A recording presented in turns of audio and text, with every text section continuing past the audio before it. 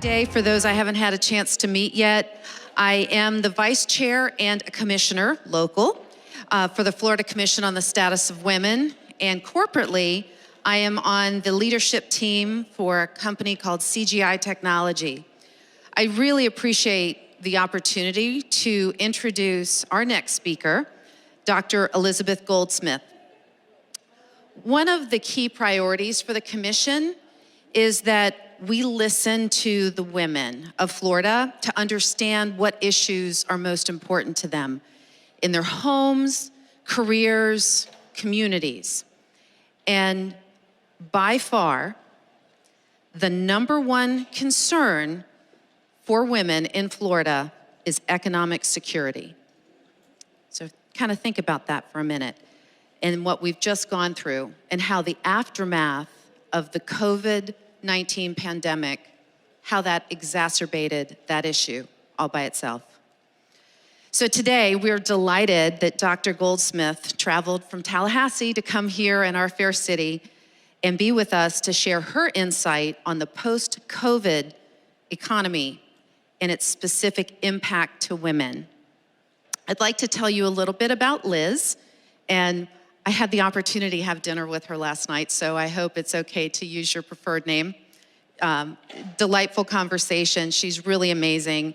And aside from the many white papers published that she's done and awards that she's won, she's a professor at the true sense of the matter of helping others. And she's at the Florida State University College of Health and Human Sciences. And she's been there and she's been focused on teaching family resource management. You think, what is that?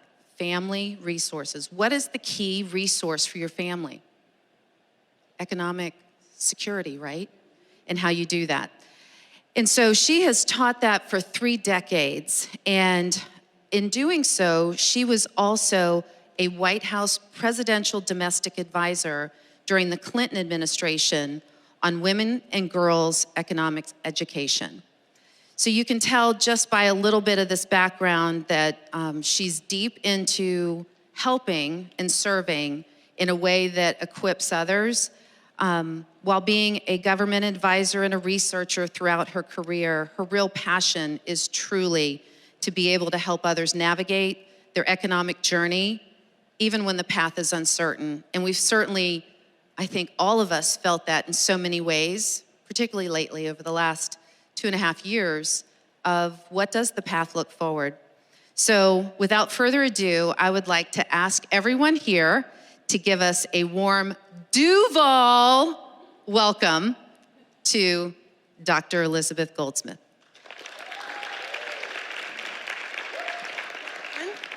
And been at Florida State forever, but I also taught at the University of Alabama, University of Wyoming, Virginia Tech, all sorts of places. So FSU is my home. I write books when I'm not public speaking, and I am semi-retired from FSU, so you can always find me in Tallahassee and with Kelly Skibba, who wanted me to talk today. And I've been doing talks on and off for the commission for about 20 years. In fact, I think I predate Kelly. And one of the best things that happened to me, I was asked last minute at Florida State to come on a Saturday morning. This is after being tired all week teaching. And my classes were always like 200 or 300. So you look really normal to me. I didn't have real small intimate classes. I had big ones, okay? So when I was speaking and Kelly was sitting with, or her predecessor was sitting with, it turned out a White House advisor was in the audience. Now, you don't know who's sitting here right now, right? And she turned to the person next to me and said, "We need Liz in Washington." Isn't that cool? And it was so long ago, I mimeographed the handout. How old is that? Can anybody remember those machines? All right. So, and then the people next to her said, "Should we tell Liz what you just said? We need her, and we're going to call her." "No, let her be surprised." So I get a letter in the mail from the White House, and I've already been up there a few times for other things, but not for policy. And I couldn't believe it. I thought, what do they want now? Guess what? Women and girls' economic education. Because during the Clinton years, which were very good economically, forget what we're going through now for a minute. We were getting the internet, we were getting email. 80s were great. All my students got 1 million job offers. It was exciting. So what they wanted to do during the Clinton administration that was never advertised, I didn't know about it, was try to get everybody as much as possible off welfare and into the workforce because there were so many jobs. Like, this is the time to get people working. And we're gonna look at transportation, we're gonna look at childcare, whatever's holding them back, and I was called in to help. So it was real exciting. So I've been in and out of Washington ever since. And I write textbooks when I'm not doing this sort of thing. So the consumer economics book is 2021, and it's out of England, and I'm going there in a few weeks. So Taylor and Francis, I'm not holding it up to sell the books because they're textbooks. But these days, you can go on Amazon.com, put Elizabeth B. Goldsmith in books, and you can read the first chapter for nothing. Did you know that? I'm in book clubs. I start all my books that way. And there's nothing I can do. It's copyrighted. I don't even know how it's possible. And this one I finished in April, and it just came out. And this is the Family Resource Management. And I told the company I wanted a dog on the cover besides the family. Why is that? What's happened in the last few years? Pets like crazy, especially dogs, right? And that's part of the budget. Dogs cost us over $1,000 a year, feeding them and veterinarian, right? And everybody's looking at me saying, way more than that, Dr. Goldsmith. So anyway, that's where some of my material comes from, and you can look both up, and it's not a problem. Okay, so who's this Jerome Powell? Do you know who he is? Jerome Powell, Federal Reserve Chair. Now, when he comes on the television set or wherever, pay attention.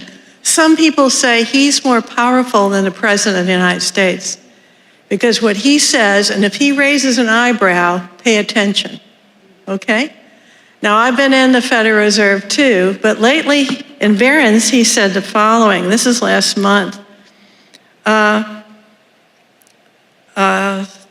He's talking tough on inflation. Stocks listen, falling sharply, ups and downs. So the main thing to take away from this talk today is the economy is on a roll. It's up and it's down. It's up and it's down. And I couldn't look at it today because I've been at the meeting, so I don't know what it's doing today. But it's pretty wild what's going on. So if you're feeling a little unsure what to do with your money, you probably should be. But I'm going to give you some guidelines as far as what I know what's going on. But it's rolling like I haven't seen in a long time.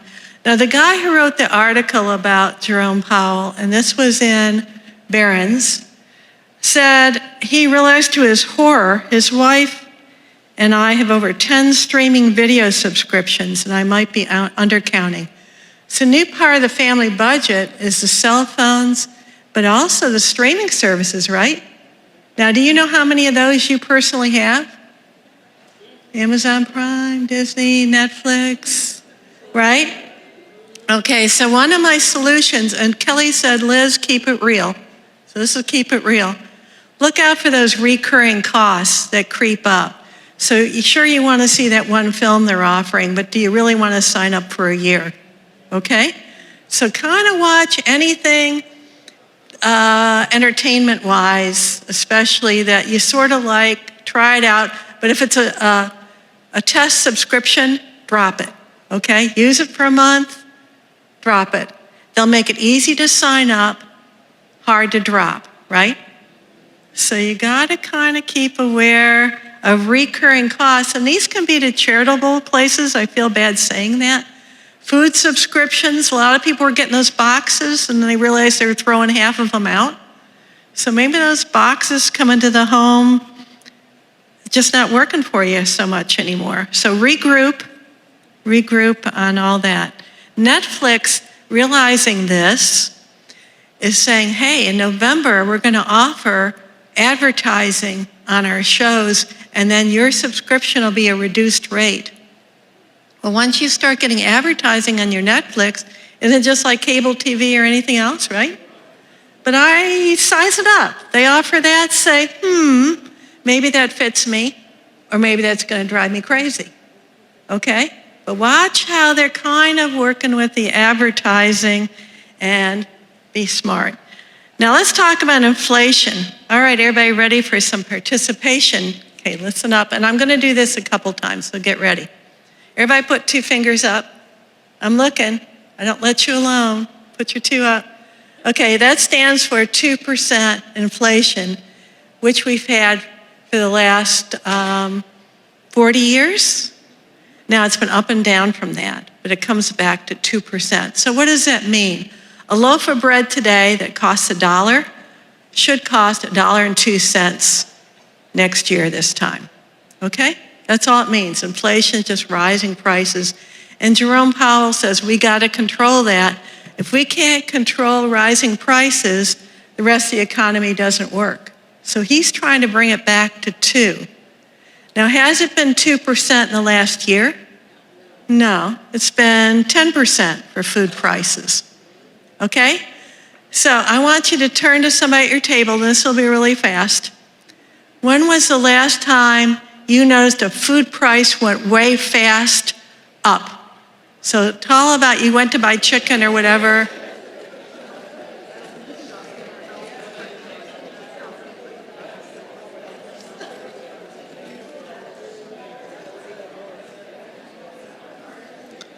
Okay, does anybody have an example to tell me of what somebody's chicken? Yeah. Remember when chicken was the cheap meat, right? And now they want $7.99 or $10.99 for 2 little pieces, and you go, what happened, right? Eggs used to be a cheap way to fill the family. They went up 14%. So when I say 10%, that's about food prices, but you can have different categories go way up and down, right? And you see it every week. So Jerome Powell knows it. He knows we see food and we see fuel. Now, my husband and I entertain ourselves looking at the best gas price we can find, driving down the highway, right? And coming on the way here, it was $3.34, $3.36. You got a little car, doesn't matter too much. You've got a big car or a boat, it matters a lot. Okay, so fuel prices, food prices. Now the 2, let me do a little thing I do with my students. So I have them do the 2, and of course students are sophisticated, right? So it takes me a while to get them all up there. But I tell them if they see me anywhere in the country or on campus, they can do a 2 at me, and I know they're one of mine. So if you see me anywhere and recognize me, and my looks don't change that much, do me one of these, and I'll know somewhere, sometime we've met. Now, the students have fun with it because they like to do it behind their boyfriends. So I see a little 2 behind, and I've seen it in Hilton Head. I've seen it in New York City in the airport. Anyway, but now that we've done this 2, that should be embedded now in your head. And you'll know, like somebody says, Dr. Goldsmith, I got a 5% raise, is that good? I said, yeah, your raise is higher than the average cost. So that's why that 2 is good to keep in your head. We'll see if Mr. Powell can bring it down, and we're all watching. So, I don't know. Let's talk about box fatigue. People are getting tired of the boxes coming to the front door, and on recycling days, you see the piles. So consumer behavior is shifting in this country, and you're gonna see it between now and December, okay? So you kind of getting a little preview of what's coming from a retail point of view, and keep the boxes, but think about it. What about housing as part of the budget? Has anybody hear about the problem of affordable housing? Say, is that you hear it in your groups, your community, and it's one of the hardest categories. It's the most expensive category, that's why, all right? So if you wanna redo your budget, I'm talking to you personally, or your kids or whoever, look at housing first. So you get a job offer in Iowa, that money's going to go further than New York City. Now, you knew that. But it's more subtle even around the state of Florida, right? Do you think costs are going higher, faster in Florida than most states or not? Are we? Yeah, because we're from all over the place. So let's talk about rents. All right. Florida, and I love Florida. I'm a Floridian. 8 out of the 10 markets in the United States are highest in Florida. In other words, our rent markets are 8 out of 10. So let's see where you guys are from. Rents went up 42% in Naples. Anybody from Naples? Whoa, it's going up there.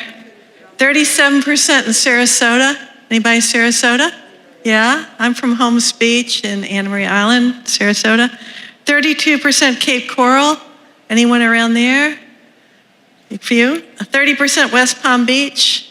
Always expensive area, right? So we're leading the nation in our rents. So that's a really hard thing to tackle. Phoenix is 26%, Las Vegas 24%, Austin. So we really stick out even in the Sun Belt on rents, all right? Jacksonville and Tallahassee, fairly affordable. The area that's growing really, really fast, housing and rents, Tampa. Tampa is hot. St. Petersburg, yes, for young professionals. They're graduating and that's where they want to go. Other places too, but Tampa and St. Pete, and I can talk to you about it from an investment point of view, but that's a whole other side of the story. So what do you do? Keep it real, Kelly says. What do you do in Tampa or St. Pete? You can still pay $1,500 rent, but guess what? It'll be a smaller unit, okay? So you have shrinkflation in cereal boxes. I almost bought a couple, but I knew I was going to be on YouTube, and I was kind of afraid to have a name of my favorite cereal on there and offend the company or something. But have you noticed how thin the boxes have gotten? You get like 5 bowls out of 1 box. Okay, so what we're doing with Tampa and St. Pete and Miami area is we're shrinking the size of the units so they're affordable. Okay, so you can still be in a good area. And this place around this campus, I've been amazed at the housing and rentals. It is huge here, and we could do a whole other thing about that. Home mortgages. Oh my gosh, did you see houses around you go up this last 2 years? Like doubling? Faster, they always go up, but wow, home prices. So the mortgage rate was 3% in January, and now it's 6%. That's not good. So there's the house price, and it's also the mortgage price that you got to kind of look at. Now it seems to be settling down a little bit. Car prices seem to be settling down a little bit. So fall is a good time to start looking. Now it's traditionally in real estate a quieter time, so leading into Christmas. So a lot of people take the holidays as a time to bargain shop for housing. Not so many on the market because people want to wait till after the holiday, and the holidays around Christmas, not just that one. But kind of watch what's going to happen between now and then. So let's say you got a house today at $400,000. You'd be paying $700 more a month than you would in January for the same house and mortgage. So timing the mortgage rate as well as the price. I know, it's just amazing me. I hate to say those kind of prices. Okay, but look this fall. I'm giving you a heads up. Unemployment rate is remaining relatively stable at 3.5%, which is extremely low. So here's my next question to all of you. Are we in a recession, yes or no? No. No. Now, I said I'm not an entertainer, right? But if I was on CNBC, I might say that just to get your attention. But it doesn't fit the textbook. There are too many jobs out there. Are there hiring signs where you're from? Have you ever gone to a restaurant saying the staff didn't show up or we're closed today? Can you believe that? I saw that at a Bonefish. I said, national chain, how can this be? Chef didn't show up, sorry. So we have elements of pullbacks and contractions, but not the textbook definition of a recession. Now, you ready for something revolutionary? I'm following all these sports people. Okay, a lot of pressure. I'm seeing elements of a renaissance or a rebirth in our economy and consumer behavior. So watch what happens. Now, retailers are excited about Christmas. I keep coming back. It's going to be on a Sunday this year, which is their idea of a yay, because you have all day Christmas Eve to buy more stuff on a Saturday. Okay? Black Friday's well placed also. So people are going back into the stores again, right? I don't know what's going to happen. And if you brought me here next spring, I'd say, uh-oh, that was wrong. No renaissance, no rebirth. I can see you when you come back for session, no problem if you want. See all of you again. You can do this at me. And you can say, oh, you were wrong about potential rebirth or renaissance. But don't walk away today and feel grim, all right? Don't feel grim, because I see things happening. Pink I'm wearing on purpose. Pink is the new black. All the designers came out with that Tuesday, if you weren't watching TV. So they're saying, and I'm looking for my pink around, all shades of it. Let's get some color. Color. Are you overwhelmed by how gray this building is? When you walk in, and my Hotel Indigo last night, I love it, but people want change, don't they? So you're going to see sparks of color in clothing and in interiors, and if you're the one that can figure out what it should be, all the more power to you, right? But don't think people want to be frozen in the past. Now, here's my past question. Here's another one, participation. Now, you're going to have to think back, past. What was the first paid job you ever had, and how much did it pay? So tell someone at your table. Yeah? Or you tell somebody.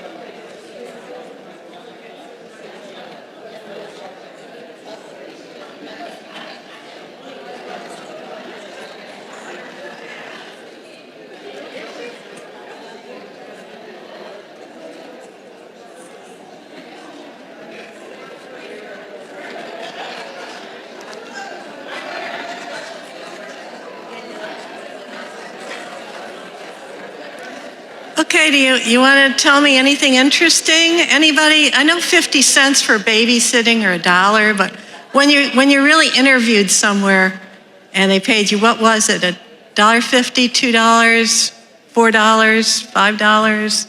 I feel like Price is Right. Okay. Does anybody want to say what their first job was and how much? Okay, this lady in front. So say it loud enough. My name is Shauna. Shauna. My first job was fast food, and I made $4.25 an hour.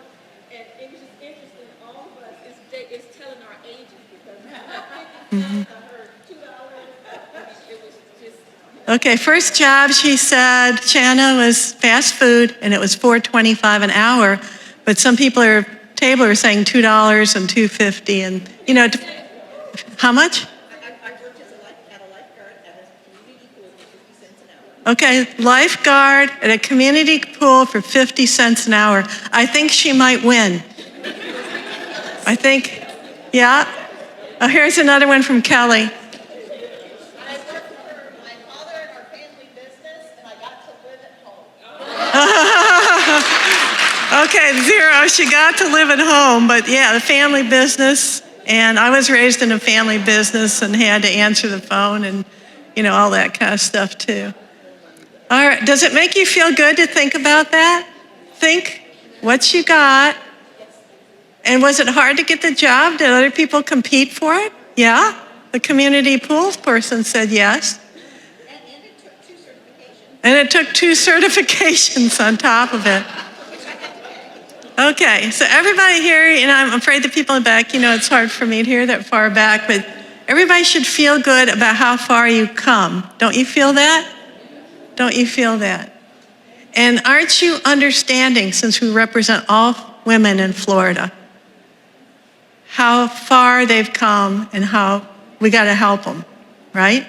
And if you're in a business that's providing employment or an agency, feel good about it. You should feel good about it. You're hiring people. Now, because I'm the professor, I'm going to ask you a question you might not know. Who's the biggest employer in the whole of the U.S.? Who hires more than anyone else? I'm hearing all kinds of things, but government, military and government's the first answer. So, but the other answers are right too, because once you take out the federal government and the military, you get to private employers. Okay, who is the biggest private employer, the most employees across the U.S.? Walmart's number 1. Always get a job at Walmart, okay? Walmart's number 1. Now in Florida, who's number 1? Trick question. Okay, I heard Disney. Walmart's still number 1, but site-specific, one area, it is Disney, okay? So we're so aware of that, and it's so important to our economy. But Walmart, and then second, nationwide, it's McDonald's, okay? So things you see all places, that's kind of big. I did drive by FBI on the way here. That's kind of exciting. So I had a friend work for the FBI, and the reason was she was an accountant, and she said, if I'm gonna be an accountant, let me work somewhere interesting. Yeah, I thought it was a good approach. So she'd worked at university, she'd worked in other places. Why not? Because they do financial crime, and you notice they're surrounded by financial businesses when you drive by. And a port. Don't you want to write a novel? I can just see the show, Jacksonville, CSI. There's something happening there, There's something happening. Check it out. Okay, so what are we going to do about employment? Keeping it real, says Kelly. So I was getting my hair blown dry. I asked the hairdresser, I said, making ends meet, which is Kelly wanted me to talk about that. So I talked about recurring costs, but housing, making ends meet. And she said, you know what I do? I just take on more work. So I work more hours, I do more hair. That's what I do. And when I became a single parent, which I didn't want to be, I got divorced all of a sudden, I said, okay, I can do this. I'm just going to have to work harder. And how many of you got that message in your life? Just work harder, more jobs, more hours. Definitely me. I held 3 jobs at one time, which I don't recommend. But I was just listening of keeping it real. Okay, I can afford this. I can deal with inflation. I can deal with whatever life throws me. I'm just going to have to work more hours and harder. And I think that's the base reality. I can talk about investments. I can talk about bigger things. But I think the base is, I might have to go change jobs or get another kind of thing going. So what should you do in the next year? And this is for you and your family. You're going to take advantage of all these jobs that are open. Is that going to last forever? I don't think so. I told you it goes up and it goes down. Lots of employment out there, lots of openings. Keep your eyes open. Reevaluate your career. If you're a working mom, you might realize you need more money, like my hairdresser, Or you might say the current career is not for me and I'm going to drop out for a year or two. Think about home, think about flexibility. How about childcare costs? Have they gone way up or down? Whoa, more than a college education sometimes. Unbelievable. So childcare costs are another thing in people's budget. Now, do you remember a time when there weren't enough jobs like in nursing and in teaching? Some of you remember when there weren't enough jobs. It's like the opposite. So we need more nurses. Do you know what FSU is going to do about that? They have tours of the nursing school 4 days a week. Isn't that smart?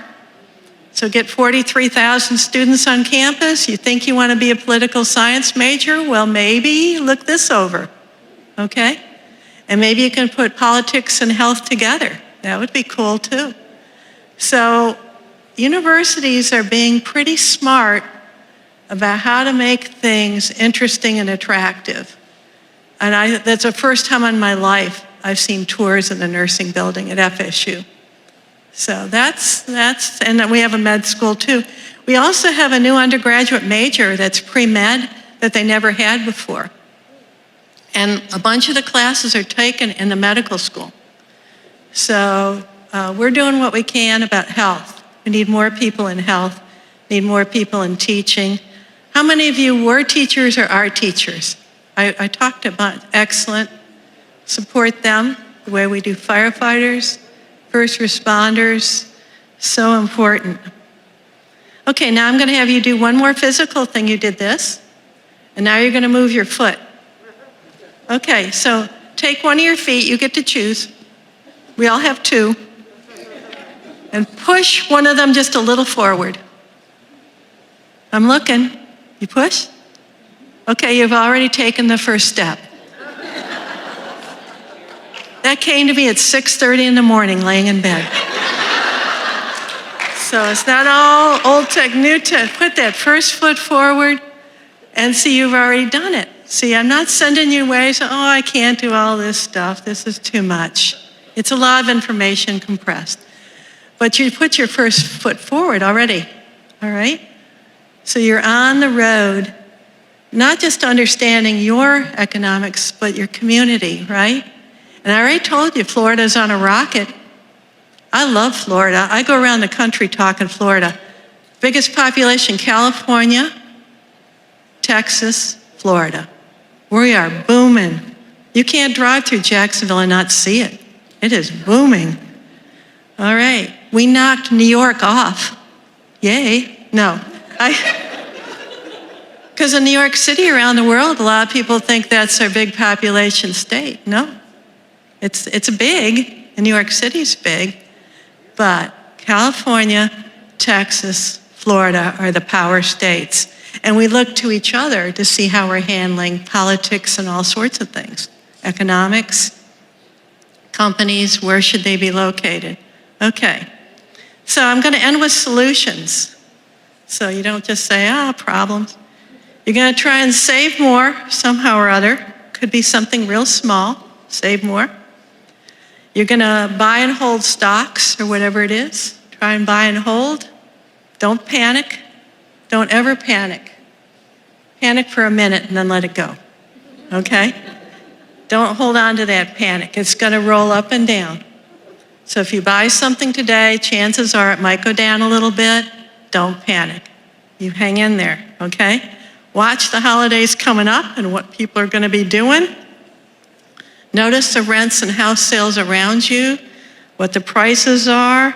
And then, I want to tell you the states where that's going down, where it's cheap. You want to know where that is? Ohio and Illinois.